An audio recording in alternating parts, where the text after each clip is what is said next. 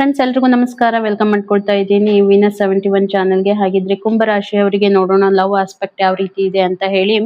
ಅವರ partner energy, ಅವ್ರ ಬಗ್ಗೆ, ಅವ್ರ ಎನರ್ಜಿ, ಅವ್ರ ಪಾರ್ಟ್ನರ್ ಬಗ್ಗೆ ಯಾವ ರೀತಿ ಬರ್ತಾ ಇದೆ, ಏನೆಲ್ಲ ವಿಚಾರಗಳು ನಡೀತಾ ಇವೆ ಅಂತ ಹೇಳಿ, ಮತ್ತೆ ಅದ್ರ ಜೊತೆಗೆ ನಿಮ್ಗೆ ಲವ್ ಮೆಸೇಜಸ್ ಕೂಡ ಏನ್ ಬರ್ತಾ ಇದೆ, ಗೈಡೆನ್ಸ್ ಏನ್ ಬರ್ತಾ ಇದೆ ಅಂತ ಹೇಳಿ ಚೆಕ್ ಮಾಡ್ಕೊಂಡು ಬರೋಣ. ಹಾಗಿದ್ರೆ ನಿಮ್ಮ ಒಂದು ಎನರ್ಜಿ, ನಿಮ್ಮ ಪಾರ್ಟ್ನರ್ ಎನರ್ಜಿ ಏನಿದೆ, ನೀವು ನೀವು ಅವ್ರ ಬಗ್ಗೆ ಏನ್ ವಿಚಾರ ಮಾಡ್ತೀರಾ, ಅವರು ನಿಮ್ ಬಗ್ಗೆ ಏನ್ ವಿಚಾರ ಮಾಡ್ತೀರಾ ಅಂತ ಹೇಳಿ ನಾವಿಲ್ಲಿ ನೋಡೋಣ.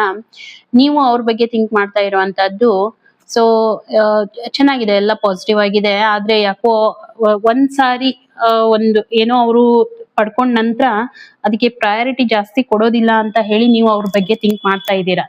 ಓಕೆ, ಸೊ ಇನ್ನೊಂದ್ ಕಡೆ ನಿಮ್ಮ ಪಾರ್ಟ್ನರ್ ಯಾವ ರೀತಿ ವಿಚಾರ ಮಾಡ್ತಾ ಇದ್ದಾರೆ ಅಂತಂದ್ರೆ, ನೀವು ತುಂಬಾ ಸಕ್ಸಸ್ಫುಲ್ ಆಗಿದ್ದೀರಾ, ಟ್ರಸ್ಟ್ ವರ್ದಿ ಆಗಿದ್ದೀರಾ, ಪ್ರೊಟೆಕ್ಟಿವ್ ಆಗಿದ್ದೀರಾ, ಕಲಿಬೇಕನ್ನೋ ತುಂಬಾ ಹಂಬಲ ಇದೆ, ಕೇರಿಂಗ್ ಇದ್ದೀರಾ, ಎನ್ವೈರನ್ಮೆಂಟ್ ತುಂಬಾನೇ ಫ್ಯಾಮಿಲಿ ಸಪೋರ್ಟ್ ಕೂಡ ಇದೆ.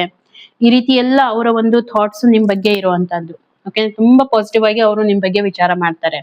ಬಟ್ ನೀವೆಲ್ಲೋ ಸಮ್ವೇರ್ ನೀವ್ ಅನ್ಕೊಳ್ತೀರಾ, ಒಂದು ಸಾರಿ ಕಮಿಟ್ ಆದ್ರು, ಒಂದು ಸಾರಿ ಅದು ಫುಲ್ಫಿಲ್ಮೆಂಟ್ ಆಯ್ತು ಅಂತಂದ್ರೆ ಮತ್ತೆ ನೀವು ಅವರು ನಿಮ್ ಬಗ್ಗೆ ಅಷ್ಟು ಕೇರ್ ಮಾಡೋದಿಲ್ಲ ಅಂತ ಹೇಳಿ. ಬಿಗ್ ಇಶ್ಯೂ ಏನು ಇಲ್ಲ.